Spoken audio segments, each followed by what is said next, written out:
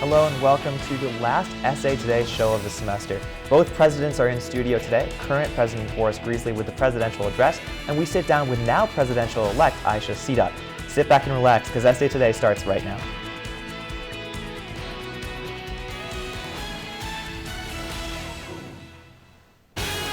Welcome to Essay Today. I'm Topher Lane.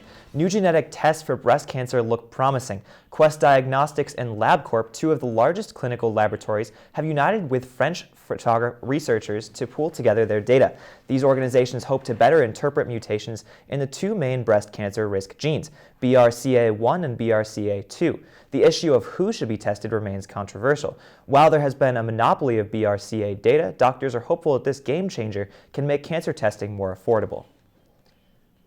Today, Islamist President Mohamed Morsi was sentenced to 20 years in prison on charges linked to the 2012 killing of protesters.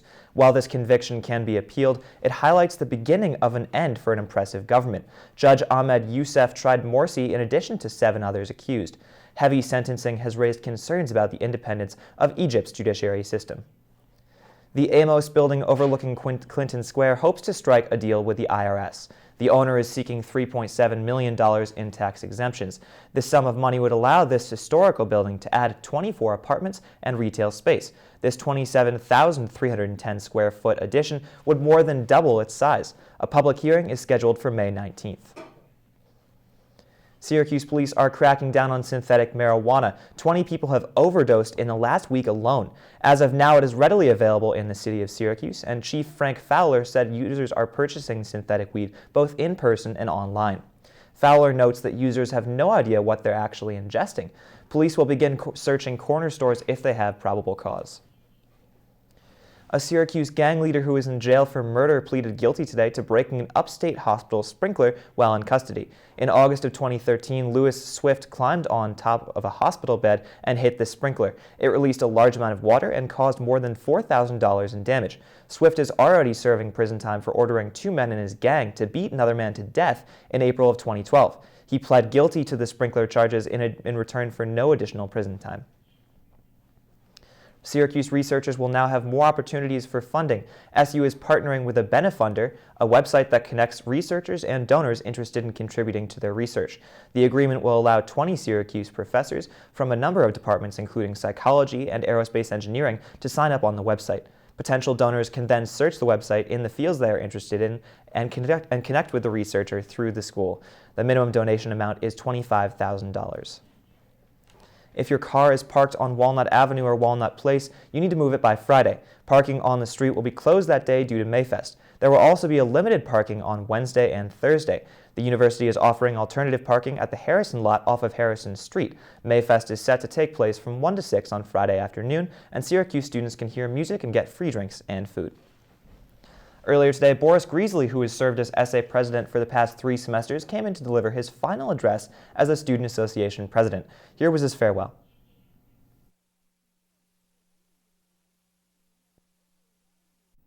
Good evening, everybody. I am Boris Griesly, your outgoing Student Association president.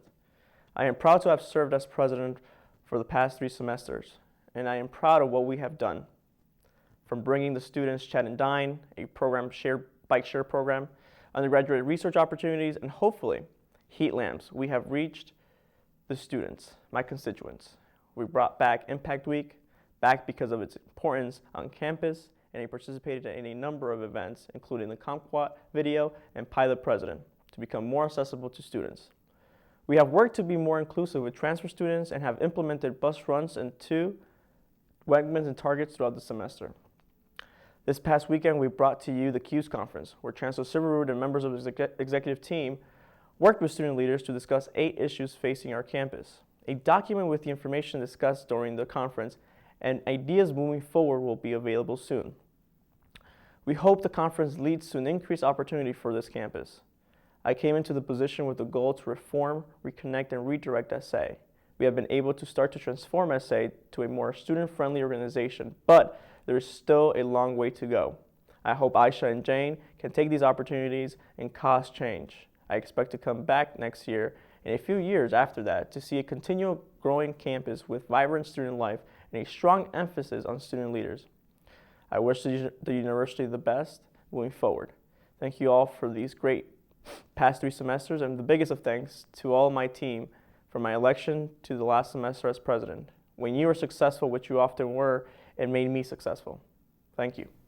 Coming up next, we'll have your full meeting recap and an in-depth look at the federalization bill passed by SA earlier this semester. Stay tuned. What I make. I make learning a privilege, not a chore, and frustration a tool, not an obstacle. I make working hard seem easy and giving up impossible. I make an old subject feel like a fresh thought and unconventional methods common. I'm a teacher. I make more.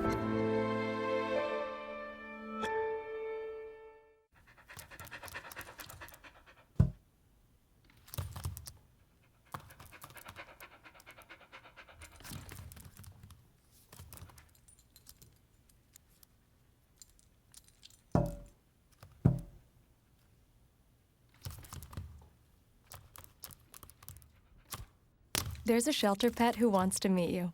Meet one today. Visit theshelterpetproject.org. Adopt.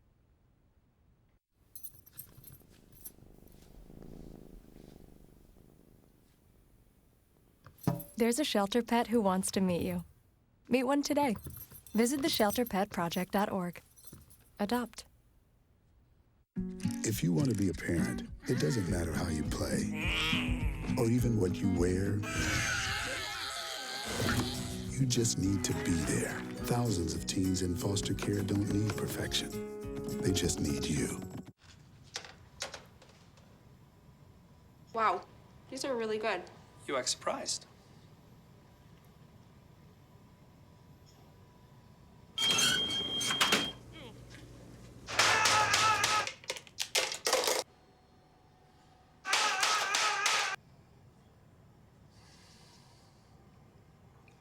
Practice makes perfect. You don't have to be perfect to be a perfect parent. There are thousands of teens in foster care who don't need perfection. They need you. Welcome back to SA Today. The Student Association has a new board of trustees representatives. SA elected sophomore Nita Sarshar to the position at their meeting last night. Sarshar is a former SA member and the president-elect of the Residence Hall Association. She and the 2 other candidates for the position answered questions from SA representatives and then left the room, and the SA reps discussed the candidates and voted. The co-directors of the Public Relations and President Boris Greasley also presented at the meeting. During this semester, SA passed the Federalization Bill of 2015. CitrusTV reporter Danielle Reed gives us an in-depth look at the newly passed Federalization Bill and what it could mean for students. On the agenda of last night's SA General Assembly meeting were Board of Trustees representative selections and discussion on newly proposed and older bills. 2 bills in particular ignited back and forth rebuttals, but 1 bill missed out on the action. SA's Federalization Bill. We call it the Federalization Bill because it works kind of like how the federal government and state governments work, where we have SA being the federal government and we have each smaller, basically, committee being a state government. So what that does is basically students can choose to run on either basically the SA level or run on their local school level, and the idea is that it allows for there to be a lot more people actually active in student government. During SA elections last week, in which 24.1% of the student body participated, most students believed that by checking the yes or no box on the ballot for the bill signified their choice on whether or not they wanted the bill to pass. This is incorrect. The bill that went up on the ballot was solely for the purpose of just doing some renaming and doing some tidy housekeeping on SA itself. The actual bills that will extend to other organizations and stuff like that are written outside of it, and they don't have to be voted upon by a campus-wide election. But where can students go to find out more about the Federalization Bill? The full bill as it stands right now, it actually doesn't exist in paper because we kept it into smaller sections. Then we don't have a really large, scary document that no one's going to read because it's really scary when someone... Assembly Representative Eric Evangelista encourages students to learn more about SA and get involved. We're always looking for new people, and if you want to try and make some changes on campus, please definitely come give us a visit. Even if you can't join Assembly, you can definitely still be involved and make a definite impact. I'm Danielle Reed reporting for SA Today. Well, Student Association has a new president. Aisha Sidat was announced president on Thursday night after 4 days of voting. I sat down with her earlier to discuss her campaign and looking towards the future. I'm here with the newly elected SA president, Aisha Sidat.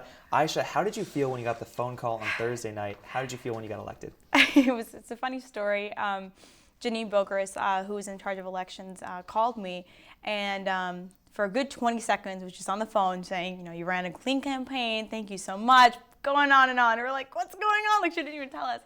So about like after 20 seconds in, she was like, oh, and you won. And like the entire room just like erupted. It was really, really, really, really amazing feeling. So it was definitely a tough election with all the write-ins and all this unsurety. How did you handle that? We campaigned every single day. After spring break, when we got back, Jane and I were going door to door. My knuckles still hurt from knocking on doors. We campaigned till the last minute. My entire team, we met at the College Place bus stop at 11:59, got people to vote at the bus stop until that last minute, and then we all headed over for the results. So now, since this was such a different election with all the write-ins, did you approach it any differently than you would have had it been initially to normal ballot candidates, or did you go about it the same way? I think I would have approached it the same way. It's just one thing, there was just a lot of confusion, especially if a student had already heard from one of the write-ins and then they spoke to me and they're like, okay, what am I supposed to write in? And I was like, oh, you don't have to write in anything. My name is the only one there.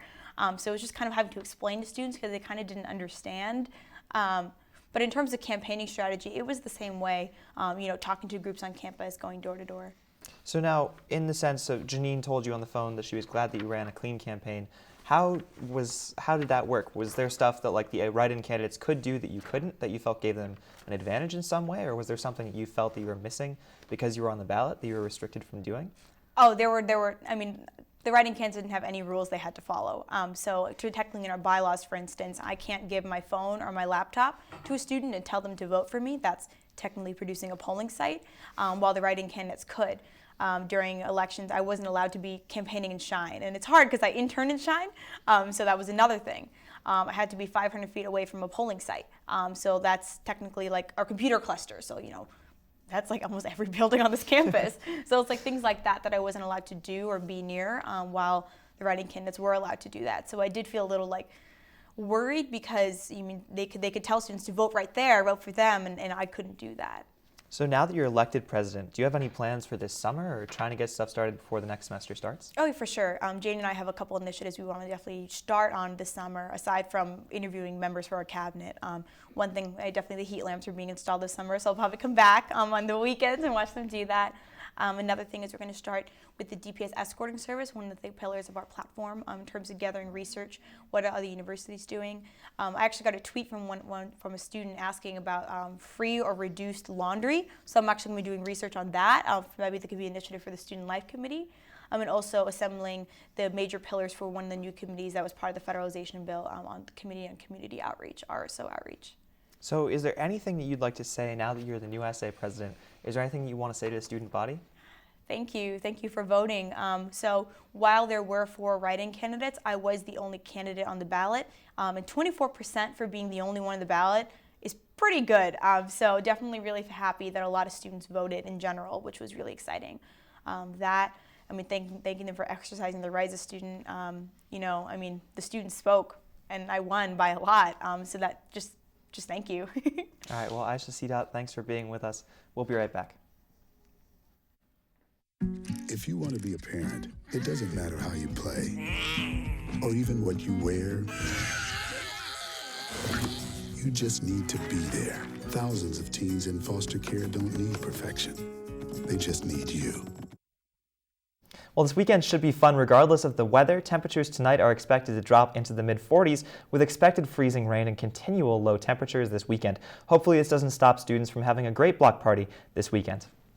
And that's all that we have for you tonight on SA Today for the rest of the semester. Tune in for the rest of the week on CitrusTV News Live at 6.